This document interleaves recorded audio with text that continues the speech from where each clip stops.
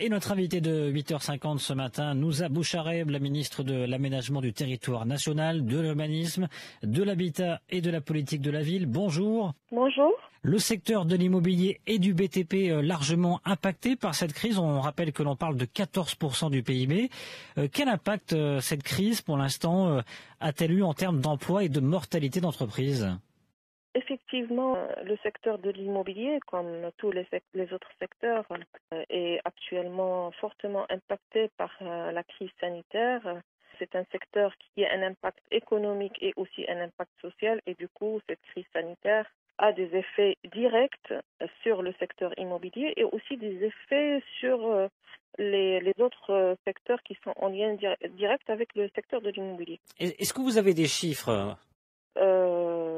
Bien entendu, les chiffres varient chaque jour, mais ce qu'on peut dire par rapport aux chantiers, les impacts ont été ressentis en premier lieu sur les chantiers de construction et on considère que l'arrêt des chantiers est quasi total. Ça dépend des régions. Il y a des régions où il y a quelques chantiers qui restent toujours en activité, mais la plupart sont aujourd'hui en arrêt. Par rapport aussi au poste d'emploi, pour ne parler que des programmes que nous gérons, il y a à peu près plus de 600 projets concernant le VSP, c'est-à-dire les menaces en ruine aussi, le logement social, les projets de mise à niveau. On peut dire que sur les 600 chantiers que nous gérons aujourd'hui, il y a 13 700 ouvriers et sur les 13 700 ouvriers, nous avons enregistré plus de 10 000 ouvriers qui sont aujourd'hui en arrêt vu la crise. Alors par rapport au volume de vente, est-ce que vous avez des données déjà ? Par rapport au volume des ventes, nous avons des chiffres qui remontent des professionnels qui varient entre à peu près 50 et 95%. Comme il y a plus de mobilité, donc il y a un retour sur les actes commerciaux. Les bureaux, bien sûr, et les agences commerciales de l'immobilier sont fermées. Et du coup, on ressent aussi un retour sur cet indicateur-là. Vous avez parlé des chantiers, c'est vrai que certains restent ouverts ou ont repris. Quels vont être les chantiers prioritaires lorsque le déconfinement aura lieu ? Est-ce que vous avez déjà une idée précise sur ce sujet ? En fait, nous avons pris en main, bien entendu, déjà le déploiement des remontées et des données du terrain pour les traiter et pour pouvoir cartographier un petit peu comment se présentent les chantiers, leur taille, leurs activités, le nombre d'ouvriers qui seraient amenés à revenir sur les chantiers. Et pour l'instant, la feuille de route pour le redémarrage est en cours de finalisation. Je pense que l'élément phare ou le défi majeur, en fait, c'est la préservation de la santé des ouvriers et des professionnels qui côtoient les chantiers. Et là, on a déjà établi un guide de sécurité pour le chantier de l'immobilier. Les principaux chantiers qui devraient constituer un levier pour redémarrer en fait l'activité de l'immobilier devraient bien sûr être ciblés en fonction de leur taille, en fonction de leur structure, en fonction de la capacité aussi de gérer cette crise à travers la mise en place de toutes les mesures de sécurité de santé et aussi au niveau des chantiers. Et pour l'instant, on est en train d'avancer, bien sûr, avec tous les ministères concernés pour mettre en place une feuille de route qui devrait avoir comme priorité de ne pas être derrière la création de nouveaux foyers Covid-19. Alors, vous avez parlé d'un plan de relance qui est en cours d'élaboration. Quelle sera sa philosophie ? Nous travaillons bien entendu sur la relance et en parallèle avec le redémarrage parce qu'en fait, c'est une continuité. La relance devrait être une continuité de mesures prises en urgence et aussi des mesures prises pour le redémarrage de notre secteur.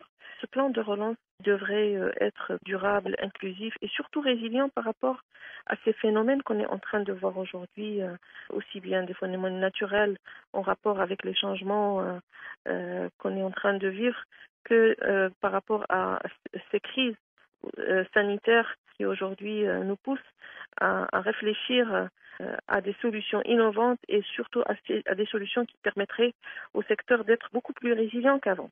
Comment va s'articuler ce plan concrètement ?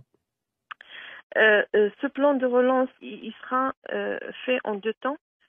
Et en fait, le phasage est un phasage qui permettrait dans un premier temps de redémarrer progressivement.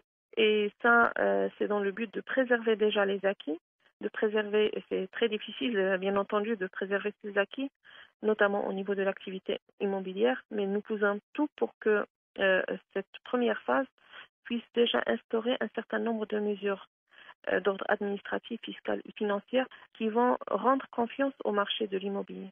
Ça, c'est le premier point. Aussi, au niveau de cette phase, notre défi principal, c'est de voir comment appuyer et aider l'acquéreur. Déjà, il faut savoir une chose, quelles que soient les actions aujourd'hui menées pour dynamiser le secteur de point de vue économique, en fait, le consommateur final, c'est le citoyen. Et donc, il va falloir aussi rétablir la confiance entre le citoyen et tout l'écosystème et surtout lui faciliter la tâche et pour qu'il puisse s'inscrire dans l'acquisition de son bien immobilier et ce à travers aussi un certain nombre de mesures sur lesquelles on est en train de travailler, notamment des mesures d'incitation fiscale, bancaire, pour pouvoir redynamiser aussi cette demande. Quelles sont les pistes, les mesures financières qui pourraient voir le jour? Une des meilleures pistes que nous prospectons aujourd'hui, c'est de baisser un petit peu les charges des acquéreurs et d'encourager l'accès au logement pour les ménages.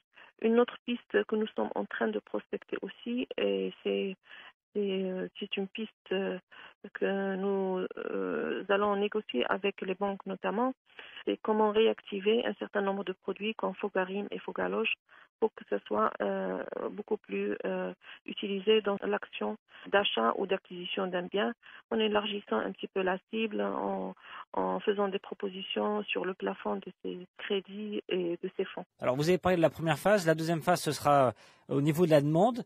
On imagine qu'elle a beaucoup souffert, hein. Tout à l'heure vous donniez quelques indications. Justement dans ce plan de relance, que comptez-vous faire au niveau de la demande? Nous comptons via des aides qui vont cibler tous les citoyens à travers des programmes cette fois-ci nouveaux, territorialisés pour voir un petit peu apporter des réponses à la régionalisation et qui visent davantage d'équité territoriale. Par exemple? Pour vous donner un exemple, aujourd'hui on a des régions où il n'y a pas beaucoup de demandes, il n'y a pas beaucoup d'offres en termes de logement. C'est sur ce point-là qu'on va se focaliser pour équilibrer un petit peu l'offre et la demande, mais cette fois-ci de façon territorialisée. Il y a d'autres régions où on a plus d'offres que de la demande et ça, c'est un point sur lequel on travaille d'arrache-pied pour équilibrer cette offre et la rendre beaucoup plus équitable et surtout cibler tous les segments. Même il y a certains segments aujourd'hui qui n'ont pas bénéficié du logement et sur lequel on est en train de travailler, comme la classe moyenne par exemple, la classe moyenne plus et la classe moyenne moins. Nous avons prévu une amélioration aussi de la gouvernance de certains de nos programmes, comme l'habitat insalubre via une nouvelle génération de programmes visant essentiellement l'amélioration, bien entendu, du cadre de vie du citoyen, notamment dans les zones périurbaines et au niveau de l'urbain aussi. Merci beaucoup, Madame la Ministre. C'est moi qui vous remercie.